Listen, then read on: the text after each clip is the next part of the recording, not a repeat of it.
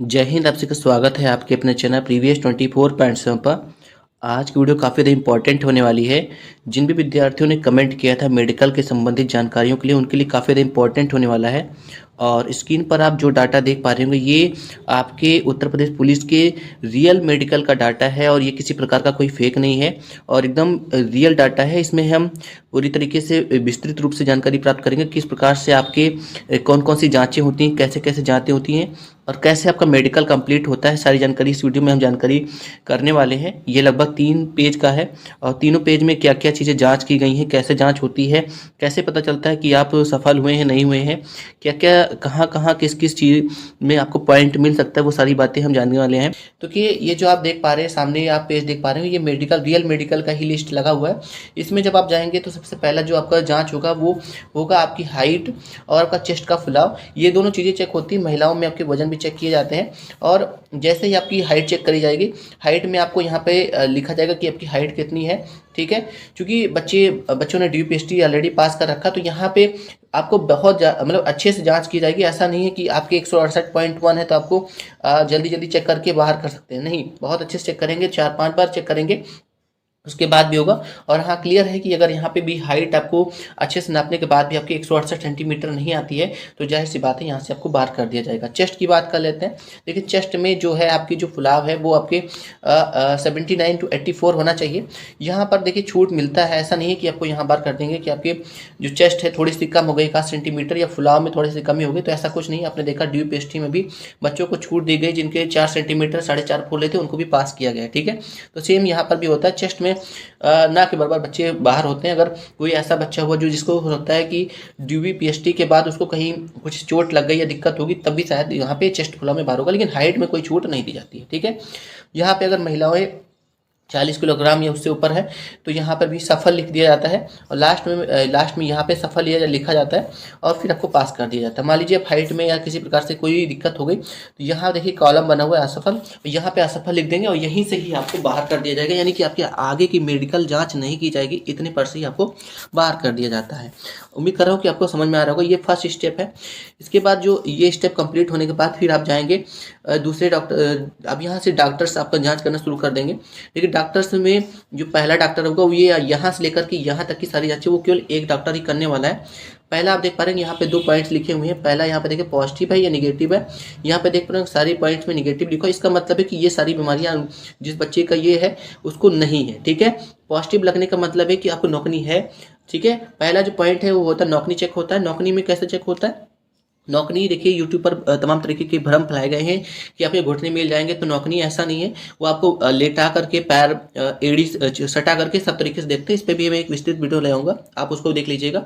देखिए, इस बच्चे को नौकनी नहीं थी इसलिए इसको यहाँ पे नेगेटिव लगा दिया गया। अगर किसी बच्चे को नौकनी होती है तो यहाँ पे पॉजिटिव वाले पॉइंट पे यहाँ पे टिक मार्क किया जाता है। ठीक है, सेकेंड होता है बोलेक्स। बोलेक्स में क्या होता है, पैर जो होता है वो पैर का जो एंगल होता है वो कुछ ऐसा बाहर की ओर निकल के बनता है। ऐसे आपके जो घुटने होंगे, घुटने के बाद से वे ऐसे बन के आते हैं लेग्स, तो इसको बोलेक्स बोलते हैं। यहाँ पर भी बच्चे बाहर होते हैं काफ़ी मात्रा में। ठीक है, ठीक है। अगर इन दोनों में कोई पॉइंट्स में दिक्कत है, देखिए मैं बता दे रहा हूँ कहाँ कहाँ पे बच्चों को छूट नहीं मिलती है। एक नौकनी हो गया, बोलेक्स हो गया, इसमें कोई प्रकार की छूट नहीं है। फिर आता है फ्लैट फुट। फ्लैट फुट उन बच्चों के जिनके जब आप पानी में पैर डाल करके खड़े होते हैं, हालांकि फ्लैट फुट बहुत कायदे से चेक नहीं होता है, वो ऐसे ऊपर ऊपर देख लेते हैं, उनको पता चल जाता है कि किस बच्चे की फ्लैट फुट है, क्योंकि आपके पैर में अगर गड्ढे हैं, गड्ढे का मतलब है कि साइड से है, तो वो आपका फ्लैट फुट नहीं है, तो यहाँ पे देखिए पॉजिटिव है इसका। फिर आता है वेरिकोज। वेरिकोज मतलब होता है कि उभरी हुई नसें। उभरी हुई नसें जो होती हैं इसको भी बहुत कायदे से नहीं चेक किया था, लेकिन बस ऐसे ही आपको ऊपर से चेकिंग कर लेते हैं, उनको पता चल जाता है कि आपकी नसें बहुत ज़्यादा उभरी तो नहीं है। ठीक है, अगर बहुत ज़्यादा उभरी नसें हैं तब वहाँ पे हो सकता है कि आपको दे दें, पॉइंट दे दें, नहीं तो इस पर भी बच्चों को छूट दे देते हैं। मैंने बता दिया किस किस पॉइंट पे। एक नौकनी है, बोलेक्स में इसमें कोई छूट नहीं है। ठीक है, और फ्लैट फुट अगर बहुत ज़्यादा है तब भी नहीं दिक्कत। ठीक है, फिर आता है स्पीच डिएबिलिटी। इसमें क्या होता है, इसमें बच्चों से बातचीत करी जाती है। देखा जाता है बच्चे अगलाते तो नहीं है, अगर हल्का फुल्का है तब कोई दिक्कत नहीं, लेकिन आप बिल्कुल बहुत ज़्यादा अगलाते हैं, आपको कोई बात बोलने में ही आपको 1 मिनट लग जाता है, तब आपको दिक्कत हो सकती है, तब वहाँ से आपको बाहर कर सकते हैं। ठीक है, तो यानी कि आपको इस वाले परीक्षा में पास होने के लिए सारे यहाँ पे जितने निगेटिव वाले पॉइंट है यहाँ पे आपको टिक मार्क चाहिए होगा। ठीक है, ये सारी जांचें एक आपका एक डॉक्टर देखेगा।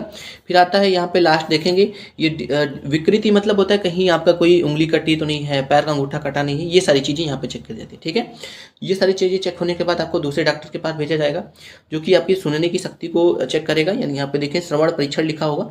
इसमें 3 टेस्ट होते हैं, पहला रिनीज, फिर वेबर्स टेस्ट, फिर वर्टिगो होता है। यहाँ पे क्या होता है, आपके दोनों कानों की चेकिंग होती है।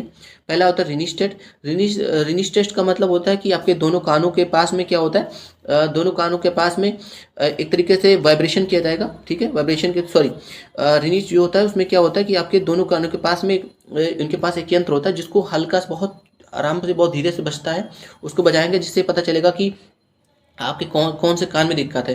तो आप यहाँ पे देख सकते हैं दोनों, इस बच्चे को राइट और लेफ्ट दोनों में ही शायद थे, देखिए लेफ्ट में थोड़ा सा इसको दिक्कत थी, राइट में लेकिन सही है। अगर दोनों कानों से दिक्कत है तब दिक्कत हो सकती, लेकिन यहाँ पे कोई दिक्कत नहीं हुई इसको, ये बच्चा सिलेक्शन हो गया इसका। फिर आता है वेबर्स टेस्ट। वेबर्स टेस्ट में क्या होता है, आपको एक तरीके से वो वाइब्रेशन का एक मशीन होता है जो आपके सिर पे टच करा के फिर पूछा जाएगा कि क्या वाइब्रेशन हो रहा है नहीं हो रहा है। ठीक है, देखिए बच्चा पास हो गया, यहाँ पे देखिए टिक लगा हुआ है यहाँ पे। फिर आता है वर्टिगो। वर्टिगो में क्या होता है, आपके सर पे थोड़ा सा बहुत धीरे से हल्का सा पीछे से टक्कर मारते हैं छोटी सी मशीन से, पूछते हैं कि टक्कर मारी गई कि नहीं मारी गई। अगर आपको एहसास होता है कि हाँ पीछे से कुछ आवाज़ हुई है तो आपको यहाँ पे यस बोल देना, ये बच्चा इसमें भी पास हो गया। इसमें केवल इस बच्चे का इसमें दिक्कत हुई, हालांकि इसमें भी उसमें कोई बड़ा पॉइंट नहीं था, केवल लेफ्ट वाले में उसको दिक्कत हुई थी, तो कोई बड़ा पॉइंट नहीं था। तो इसमें भी कोई बच्चे बहुत ज़्यादा बाहर नहीं होते अगर आपको आपके पर्दे, कान के पर्दे वगैरह ठीक है। ठीक है, ऐसा नहीं है कि आपके कान के पर्दे वगैरह बहुत कायदे से चेक किए जाते हैं, बस आपके सुनने की शक्ति चेक कर ली जाती है कि आपको सुनाई देता है, कायदे से नहीं सुनाई देता है, आप कंपन महसूस कर पा रहे हैं नहीं कर पा रहे हैं, ये सारी चीज़ें चेक करी जाती हैं। ठीक है, तो ये तो दो जाँचें हो गई। हम अगली जाँच की ओर बढ़ते हैं। तो अब जो ये आपका अगला टेस्ट है वो आपका दृष्टि का, यानी आंखों की आपकी जांच होती है। मैं पहले क्लियर कर दूं, आंख में आपको किसी प्रकार की कोई समस्या है तो यहाँ पर आपको बिल्कुल बाहर कर दिया जाएगा। यूपी पुलिस में 2 चीज़ों पे बहुत जोर दिया जाता है, 2-3 चीज़ों पे। पहला, आपके कान आपको सुनने की शक्ति बहुत अच्छी होनी चाहिए। दूसरी, आपकी आंखों पर बहुत ज़्यादा सही से जाँच होता है। और तीसरा है आपका नॉकनी और बोलेक्स, ये सारी चीज़ें बहुत कायदे से चेक होती है। इनमें कोई आपको पॉइंट मिलता है तो आपको रीमेडिकल या फिर आपको यहीं से बाहर कर दिया जा सकता है। ठीक है, अब देखते हैं दृष्टि को लेकर के। इसमें दृष्टि में क्या होता है, इसमें आपके दोनों आंखों की जांचें होती है, देख सकते हैं बाईं आंख और दाहिनी आंख यहाँ पे दी गई हुई है। पहले आपका चेक होता है भेंगापन। भेंगापन क्या होता है कि आपकी आंखें जो है वो तिरछी तो नहीं है, आपकी आंखों के सामने पे से कोई एक चीज़ होगा, जैसे पेन हो सकता है या कोई चीज़ होता है, आपको आंखों सामने से ऐसे लेफ्ट राइट करेंगे तो आपकी जो आंख की जो पुतलियां हैं उसको भी आपको लेफ्ट राइट करना, उससे पता चल जाएगा उनको कि आपको भेंगापन है कि नहीं। तो इस बच्चे को नहीं है तो यहाँ पे कटिंग कर दी गई कि नहीं है। ठीक है, फिर आता कलर ब्लाइंडनेस। कलर ब्लाइंडनेस आप समझते हैं क्या चीज़ होती है, आपको चार्ट पढ़ाया जाता है, उसमें कई सारे कलर होंगे, उस कलर में ही एक नंबर लिखा होगा, इस तरीके से उसको पढ़ाया जाएगा, उसी से आपको पता चलेगा। तो देख सकते हैं बच्चा दोनों पास हो गए, नॉर्मल है, यानी किसी प्रकार के उनको कलर ब्लाइंडनेस नहीं है, नॉर्मल लिखा हुआ है लेफ्ट और राइट दोनों में। फिर आता है दूरदृष्टि चेक करी जाती है। दूरदृष्टि में क्या होता है कि आपको करीब 6 मीटर की दूरी से वो चार्ट पढ़ाते हैं जिसमें ABCD और कुछ गिनतियाँ लिखी होती हैं। मैं पहले क्लियर कर दूं कि जो यूपी पुलिस है, यूपी पुलिस में आपकी 3 तरीके की आंखें चलती हैं। पहला देखिए 6x6 जो होता है, ये सबसे अच्छी आंखें मानी जाती हैं। उसमें चार्ट क्या होता है, चार्ट में सबसे नीचे वाला जो पॉइंट होता है, सबसे नीचे जो लाइन लिखी होती है सबसे छोटी होती है, जिसको 6x6 बोलते हैं। उसके ऊपर जो लाइन लिखी होती है वो थोड़ी सी इस वाली के मुकाबले थोड़ी सी बड़ी होती है और इसको हम बोलते हैं 6/9।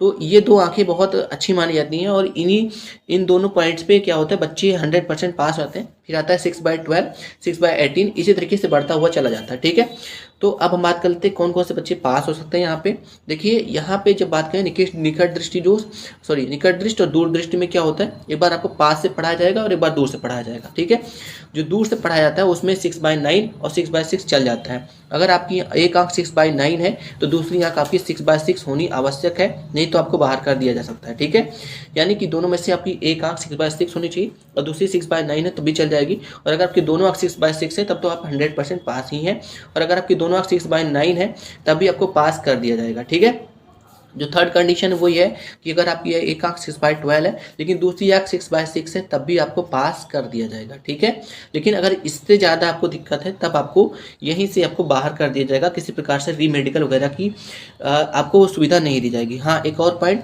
रीमेडिकल की अगर बात करें तो रीमेडिकल में बहुत ज़्यादा समय नहीं दिया जाता। रीमेडिकल में ज़्यादा से ज़्यादा 24 घंटे का या 3 दिन का समय दिया जाता है, 3 दिन से अधिक का समय रीमेडिकल में नहीं दिया जा सकता। ठीक है, ये बहुत ही विषम परिस्थिति हो सकती है कि आपको 3 दिन से ज़्यादा का समय दे दिया जाए। ठीक है।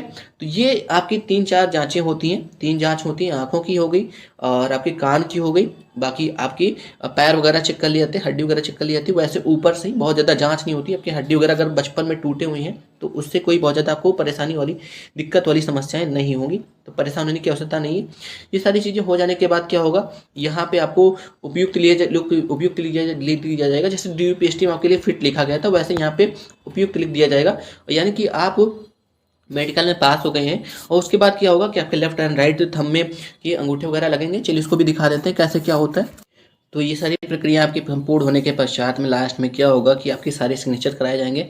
यहाँ पे आपके दाहिने हाथ का अंगूठा, फिर यहाँ पे बाएं हाथ का अंगूठा, यहाँ पर आपका सिग्नेचर कराया जाएगा जो भी आपने हस्ताक्षर किया होगा।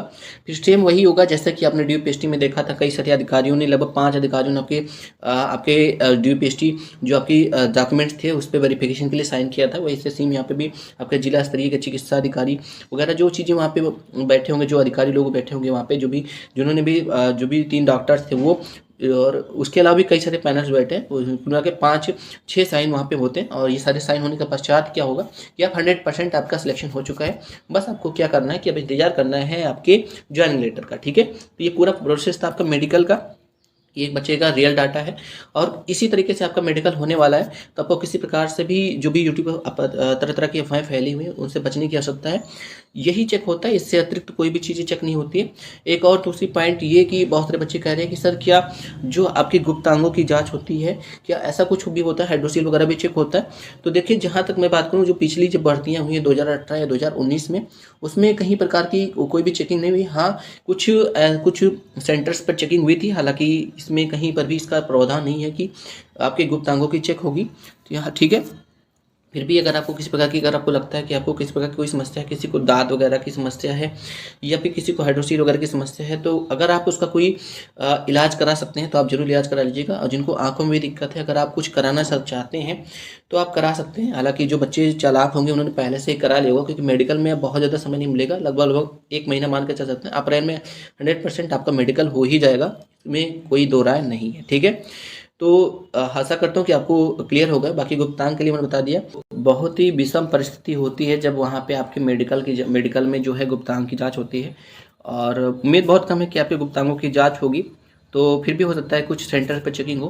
पिछली बार ना के बराबर हुई थी, लेकिन कुछ सेंटर्स पर सुनाई दे रहा था कि शायद चेकिंग हुई थी।